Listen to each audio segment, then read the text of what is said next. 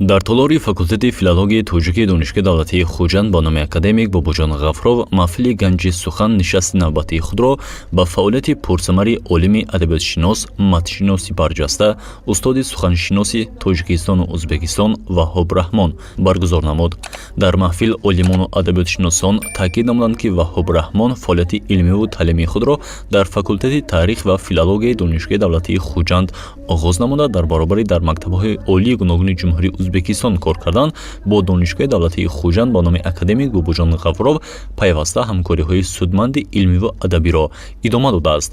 Ректори донишгоҳи давлатии хуҷанд ба номи академик Бобоҷон Ғафуров профессор Айюбҷон Усмонзода зимни баромади худ дар бораи фаъолияти пурсамари соҳибҷашн, хидматҳояш ба илму адабиёт, ҳамчунин ифтихормандии аҳли толоро аз ҳамватанӣ аз чунин олими маъруфи осиямиёна изҳор намуд.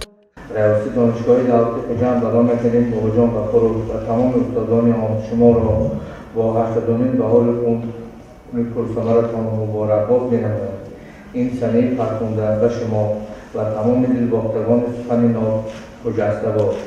شما فرزند دارالمند یک خلق دوزبانه تاجیک و ازبک هستید و برای رشد نوع علم و فرهنگ این دو ملت خدمت‌های شایسته انجام داده ایستاده‌اید. ما از هموطنی خود با شما برای عالم زبردست و ادبیات شناس دقیق نظر همیشه افتخار و فخر می‌نماییم.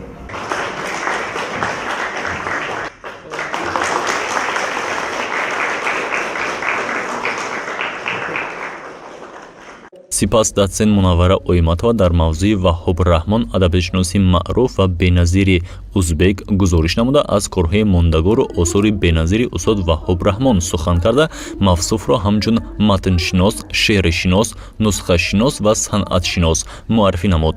ҳамзамон дар маърузаи дигар таҳти унвони Ваҳоб Раҳмон матншинос аз ҷониби адабиётшинос Шарифҷон Тоҷибоев ироа гардид. Шарифҷон Тоҷибоев дар маърузааш фаъолияти матншиносии Ваҳоб Раҳмонро ба аҳли толор муаррифӣ намуда, аз муҳимтарин нуқтаҳои ҷараёни матншиносии эшон, зиддиятҳо ва ғолибиятҳо дар ҷараёни ин фаъолият, ҳамчунин ҷуръату тавоноии ин адабпажӯҳи варзида бо далелҳои ҷолиб ёдоварӣ намуд. роҳбари маҳфили илмиву адабии ганҷи сухан Саидумрон Саидов зимни баромади худ изҳор намуд, ки руҷӯъ намудан ба осори пурарзиши Ваҳоб Раҳмон дар шароити кунунӣ қобили таваҷҷӯҳ мебошад. یک نفر شخصی با سوادی بودن. نفری بودن که قصه‌های کهن، قصه‌های دینی، قصه‌های تاریخی از یاد می‌گرفتند. وقتی که به زبان ازبکی نقل می‌کردن، از یاد می‌گرفتن، اون به زبان تاجیکی ترجمه می‌کردن، با نقل می‌کردن و تکرار که شنونده اون درک کنند. اگر قصه را به زبان تاجیکی می‌گفتن، اون قصه به زبان ازبکی بود نقل می‌کردن. یک شخصیت بودن که واقعا ناتکرار بود. یک دنیایی که دنیای معرفت، دنیای و من همیشه فکر می‌کنم که بگم که به خویشان دلی آدم افزون کشد، خون عاقبت جانب خون کشد.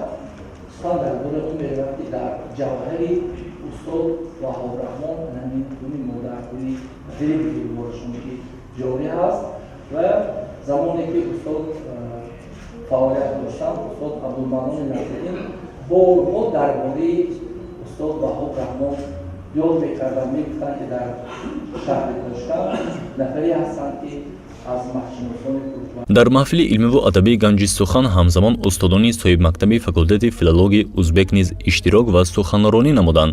ҳамчунин дар қисмати дигари маҳфил беҳтарин иродатномаҳои устодон, шогирдон, ихлосмандони Ваҳоб Раҳмон ироа карда шуд.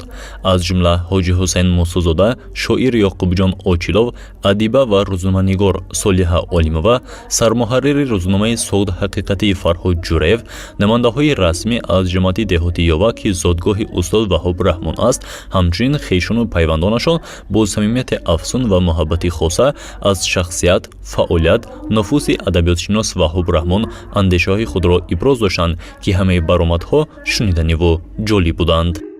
ин манзил гӯё қасри беҳтарини дунё шуд барои мо. ҳар гоҳе ки ба Хуҷанд ташриф мекунед, ташриф меоваред, мо ҳамеша хурсанд мешавем. با شرافت انسان‌های بزرگ ما دوست یاران را اهل و ادب گوش میکنیم و بسیار چیزهای از یکدیگر می آموزیم.